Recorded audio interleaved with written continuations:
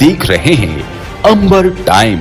प्रदेश के मुखिया शिवराज सिंह चौहान के स्टाइल में अब अधिकारी भी नजर आ रहे हैं।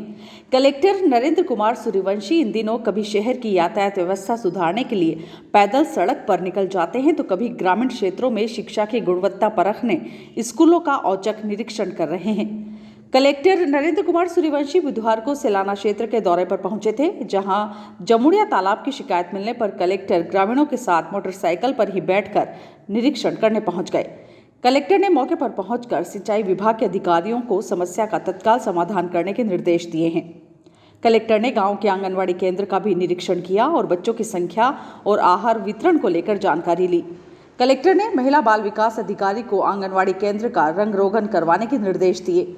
उन्होंने बच्चों को चॉकलेट भी दी। कलेक्टर नरेंद्र कुमार सूर्यवंशी का यह वीडियो सोशल मीडिया पर वायरल हो रहा है, जिसमें वह ग्रामीणों के साथ मोटरसाइकिल पर बैठकर गांव में निरीक्षण करने पहुंचे हैं, जिसे लेकर सोशल मीडिया पर उनकी खासी सराहना भी हो रही है। स्वास्थ्य कर्मियों की लंबित पड़ी मांगों को लेकर चल रहे आंदोलन के तहत गुरुवार को सद्बुद्धि यज्ञ का आयोजन किया गया। कर्मचारियों ने महादेव मंदिर पर हवन पूजन कर सरकार को सद्बुद्धि देने की कामना की। कर्मचारियों द्वारा विगत 3 दिनों से चरणबद्ध आंदोलन किया जा रहा है। स्वास्थ्य कर्मचारी महासंघ सचिव दुष्यंत पुरोहित ने बताया, सभी को विदित है हमारा ये एक क्रमबद्ध आंदोलन चल रहा है।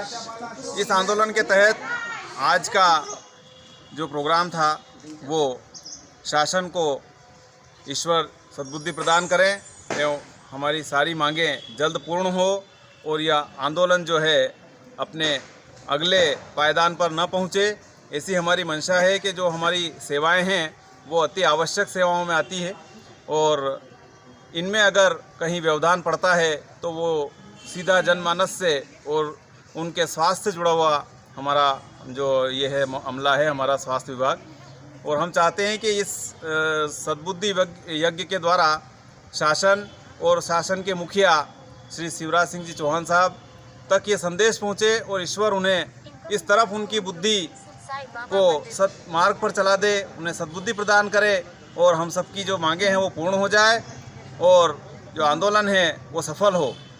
इसी के लिए हमने आज ये सद्बुद्धि यज्ञ का आयोजन इस अमरेश्वर महादेव मंदिर पर रतलाम स्वास्थ्य विभाग की तरफ से आयोजित किया है। रतलाम सर्किल जेल में गुरुवार को जैन संत कमल मुनि जी के प्रवचन आयोजित किए गए। बंदियों को संबोधित करते हुए संत कमल मुनि जी ने कहा, हिंदुस्तान में आतंकवाद से बड़ा अपराध नशा है। नशे से ही अपराध होते हैं और अपराधियों से जेल भर जाते हैं। जब तक नशा बंद नहीं होता अपराध को नहीं रोका जा सकता है। इस मौके पर जेल अधीक्षक लक्ष्मण सिंह भदौरिया ने कहा, गुरुदेव जब मेरे ऑफिस में पधारे तो गुरुदेव से मैंने मंदसौर में भी गौशाला के लिए निवेदन किया था और आज फिर किया। गुरुदेव ने सहज रूप में उसको गौशाला का स्थापना का मेरा जो निवेदन था उसको स्वीकार लिया और तारीख दी रविवार की, इसी की जो आपका 18 तारीख होगी। 18 तारीख को जेल परिसर में महाराज श्री के कर कमलों से एवं अन्य गणमान्य अतिथियों के उपस्थिति में उक्त गौशाला की एक स्थापना की जाएगी। मैं तो याचक था तो महाराज जी से मैंने और भी कुछ मांगा। महाराज जी, मैं तो याचक के रूप में आप लोगों के लिए कुछ भी मांग लेता हूँ, है ना। तो मैंने 400 जो मेरे निर्धन बंदी हैं उनके लिए मैंने 400 इनर और 200 तो संपन्न हैं। जो 400 के लिए मैंने इनर और टोपा के लिए मांग की है। आपकी सर्दी आ रही है तो महाराज जी ने वो भी मेरा आशीर्वाद। बाद में मीडिया से चर्चा करते हुए जैन संत कमल मुनि जी ने कहा, सरकार एक तरफ शराब के लाइसेंस दे रही है, दूसरी तरफ नशा मुक्ति की बात करती है। जेल में कंप्यूटर क्लास, नशा मुक्ति केंद्र भी होने चाहिए। और 80% एक्सीडेंट, मर्डर, अपराध ये सब जो हो रहे नशे से हो रहे, तो मेरे को सरकार का कहना है कि एक तरफ तो नशाबंदी की बातें करती है, खुद शराब की लाइसेंस देती है। जब तक अपराध को रोकना है, चरित्र का निर्माण करना है, तो नशाबंदी को प्राथमिकता सरकार को देनी होगी। उसके लिए कितने कड़े कानून बना ले, अपराध को रोका नहीं जा सकता। और जेलों की आजकल जो दयनीय दशा है, जहाँ पे 500 कैदी रहने की जगह है, वह 1500 2000 रखे जा रहे हैं। यानी मानवाधिकार इनके वंचित है, सुख सुविधा से पीड़ित है। तो एक हर जेल के अंदर नशा मुक्ति केंद्र बने, और दूसरा इन्हें शिक्षा, चिकित्सा, और मैंने कहा हर जेल में कंप्यूटर क्लास हो, ताकि हमारे इतने देश के युवा बैठे हुए हैं वो कंप्यूटर सीख लेंगे तो रोजगार पे आ जाएंगे। अच्छी जेल में सब पुस्तकालय हों, अच्छा साहित्य पढ़ेंगे तो अच्छा विचार आएगा। और हम देश की 70 सेंट्रल जेलों में गौशालाएँ चालू किए।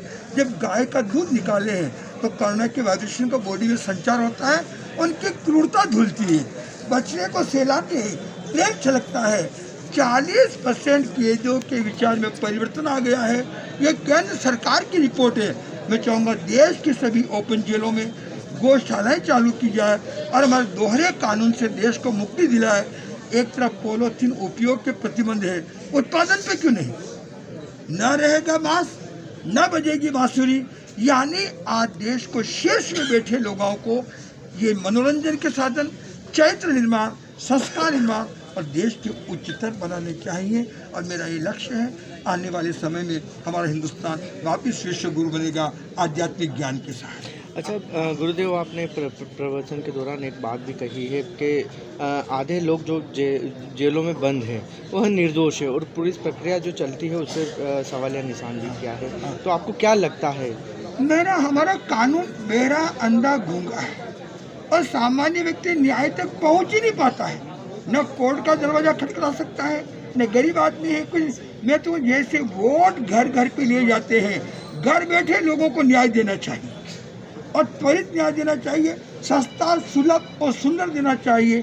यदि आप 2 साल बाद, 5 साल बाद निर्दोष घोषित करते हैं, जो मानसिक यातना का शिकार हुआ उसकी पूर्ति कौन करेगा? तो मैं कहूँगा लोक अदालत ज़्यादा से ज़्यादा लगे और त्वरित स्थान पे लोगों को न्याय दे के और मुक्ति दी जाए।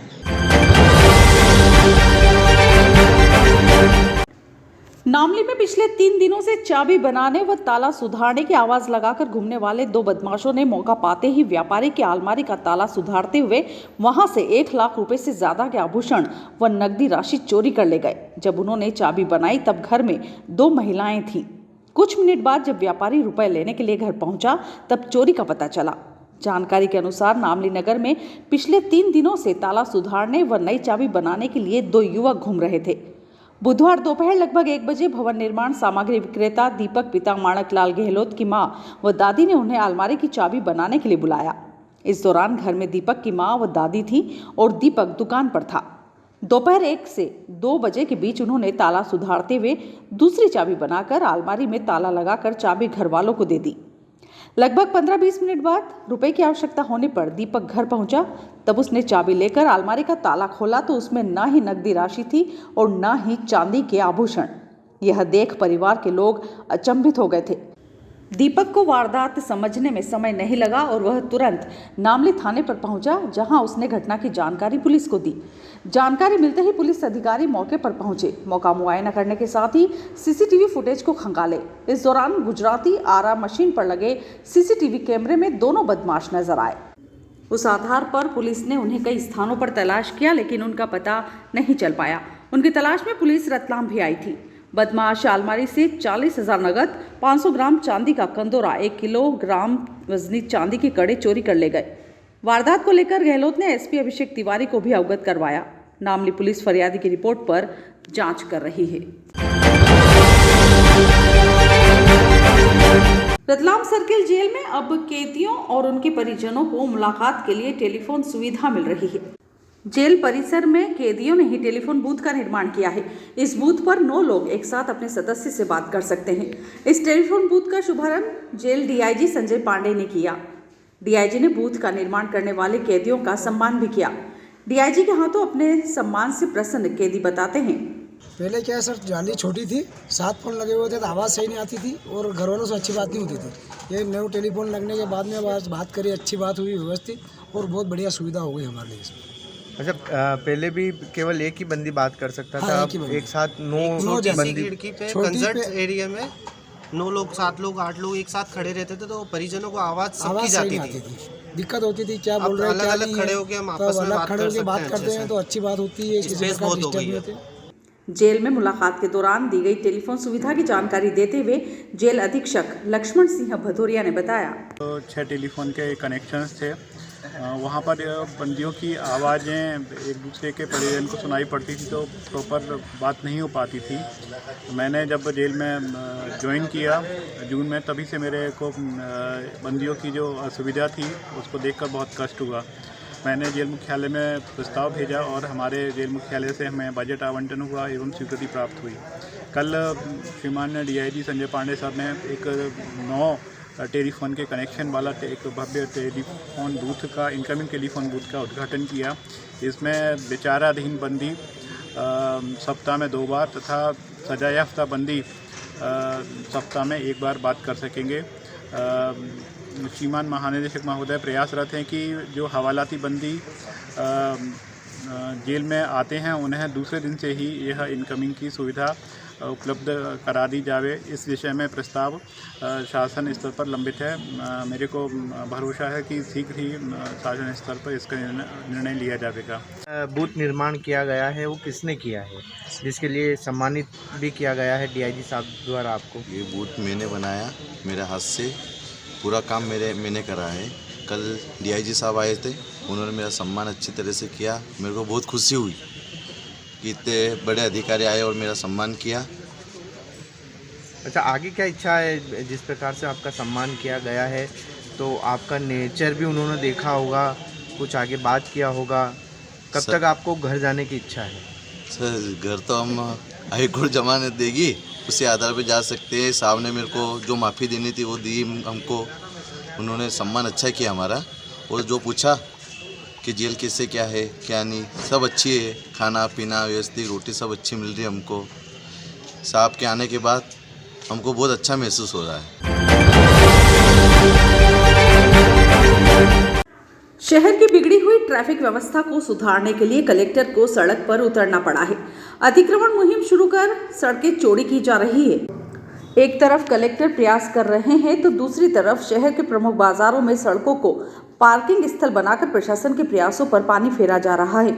ये है शहर के कारोबार का धड़कन स्थल चांदनी चौक, सराफा बाजार, जहां सबसे अधिक व्यवस्था ध्वस्त होती है, जिसका कारण साफ है। सड़क पर ही दुकानदार और ग्राहक अपने वाहन खड़े करते हैं, जिससे इस क्षेत्र से ट्रैफिक के आवागमन में दिक्कतें होती हैं। जबकि कई बार प्रशासन गोल चक्कर के अंदर वाहन पार्किंग स्थल बना चुका है, लेकिन इस स्थल का कोई इस्तेमाल नहीं कर रहा है। हालांकि प्रशासन अब शहर के मुख्य बाजार नौलाईपुरा, माणक चौक, मिर्ची गली, भुट्टा बाजार, घास बाजार के यातायात को सुचारू बनाने की कार्रवाई आगामी सप्ताह में करने जा रहा है। टीम में RTO, पुलिस, कार्यपालिक मजिस्ट्रेट, MPEB और नगर निगम का अमला रहेगा। जिला प्रशासन ने एडवाइजरी जारी करते हुए बताया कि कोई भी दुकानदार दुकान के बाहर सामान नहीं रखेगा। सड़क के किनारे पार्किंग में वाहनों को बेतरतीब तरीके से खड़ा नहीं किया जाएगा। दुकानदार सुनिश्चित करेंगे कि उनकी दुकान में आए ग्राहक गाड़ियां पार्किंग में व्यवस्थित तरीके से खड़ा करें। ठेला गाड़ी वाले एक स्थान पर खड़े न रहकर या तो चलते फिरते अपनी सामग्री बेचेंगे या पूर्व में निर्धारित 5 मंडी के स्थानों से सामग्री विक्रय करेंगे। सभी नागरिक स्थायी कच्चे पक्के अतिक्रमण, दुकानों की स्टैंडिंग, रोड के चूल्हे भट्टी, अन्य स्थायी अस्थायी प्रकार के हर्डल स्वयं हटा लेवे। निर्देशों का उल्लंघन होने पर विधिक व चालानी कार्रवाई की जाएगी।